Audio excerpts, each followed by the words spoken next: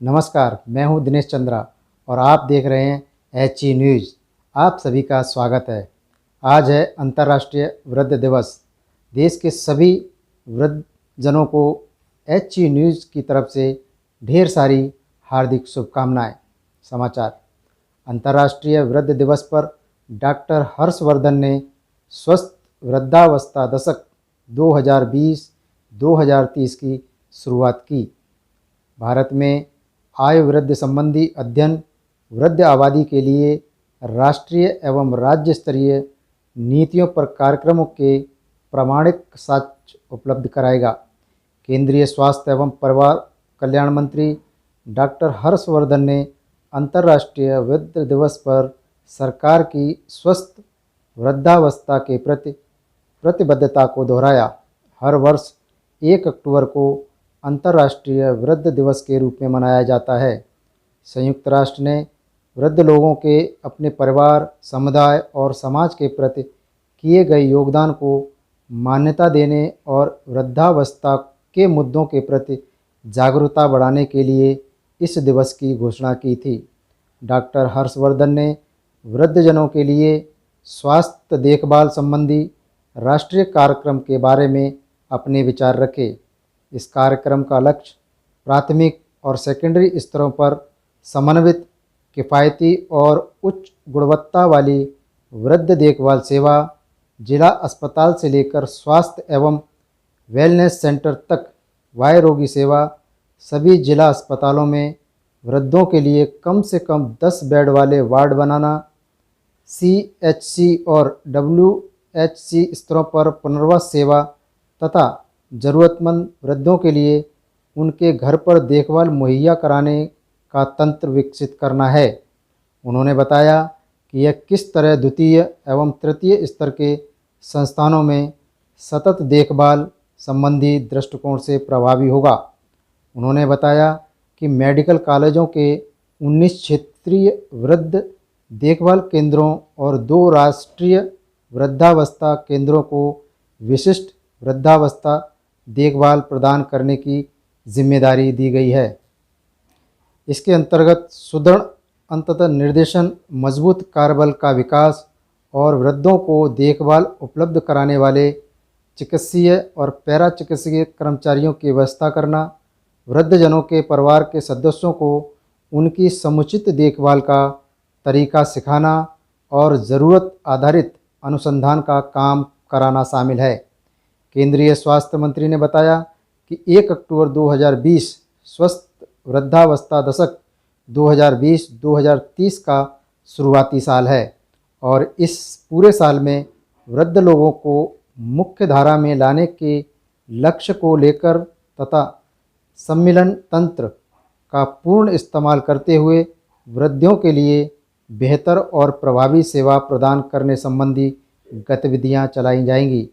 उन्होंने कहा, इस पहल से सरकारों, नागरिक समाज, अंतर्राष्ट्रीय एजेंसियों, पेशेवरों, अकादमिशियों, मीडिया और निजी क्षेत्र को साथ लाने का अवसर मिलेगा।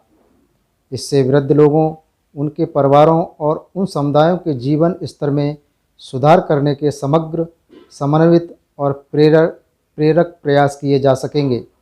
स्वास्थ्य मंत्री ने इस बात की पुष्टि की कि स्वस्थ वृद्धावस्था दशक का लक्ष्य विभिन्न राष्ट्रीय स्वास्थ्य कार्यक्रमों को जोड़ना तथा अन्य संबद्ध विभागों, मंत्रालयों के बीच समन्वय का विकास करना है।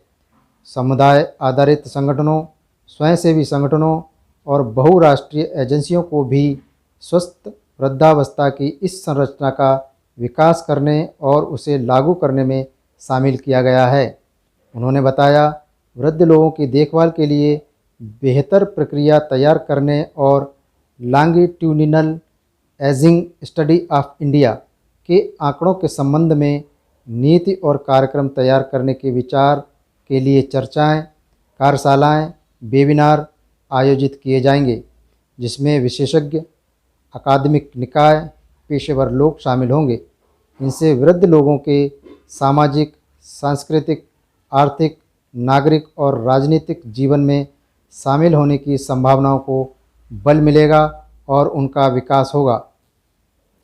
LASI के महत्व के बारे में बताते हुए उन्होंने कहा, बहुत सोच समझकर और तरीके से किए गए निवेश के परिणाम स्वरूप वृद्धजन मानवीय, सामाजिक, आर्थिक और पर्यावरण संबंधी पूंजी की वृद्धि में मददगार साबित होंगे। हालांकि इसके लिए हमें जीवन के हर चरण में निवेश करना होगा, समाज को सक्रिय करना होगा और ऐसा समाज बनाना होगा जो सभी उम्र के लोगों के लिए लचीला और जीवंत हो।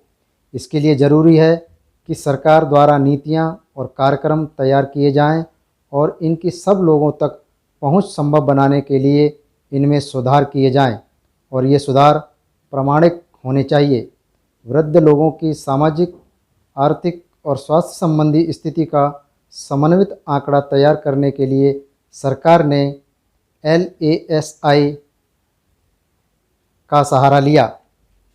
इसने पहला ऐसा राष्ट्रव्यापी और विश्व का सबसे बड़ा अध्ययन संपन्न कराया जिससे वृद्ध आबादी के लिए राष्ट्रीय और राज्य स्तरीय कार्यक्रम और नीतियां तैयार करने के लिए प्रामाणिक आंकड़े उपलब्ध हो सके।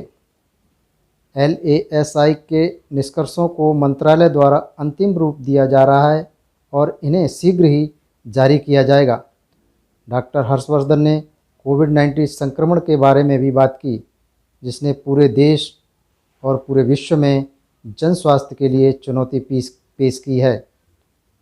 संयुक्त राष्ट्र ने अंतर्राष्ट्रीय वृद्धजन दिवस 2020 का विचार कर मुख्य विषय पर तय किया है। महामारी हमारे आयु वृद्धि संबंधी दृष्टिकोण को क्या ये बदल सकती है? कोविड-19 जैसी महामारी के समय में वृद्ध लोगों के लिए उत्पन्न खतरे को ध्यान में रखते हुए सरकार ने अपने कोविड प्रयासों के तहत उन्हें अति संवेदनशील आबादी की श्रेणी में रखा है। इस बारे में परामर्श जारी किए गए हैं और उनकी विशिष्ट ज़रूरतों के बारे में जागरूकता फैलाई है। इसके अलावा वह राज्य सरकारों को वृद्ध लोगों के लिए गृह आधारित देखभाल और ज़रूरत पड़ने पर चिकित्सा संबंधी मुहैया कराने के मॉडल विकसित करने के लिए प्रोत्साहित कर रही है। आज बस इतना ही। कल फिर मिलेंगे नए विषय और समाचारों के साथ। अगर आपको हमारा वीडियो पसंद आया हो तो आप हमारे वीडियो को लाइक करें, शेयर करें और चैनल को सब्सक्राइब करें। आपका बहुत बहुत धन्यवाद।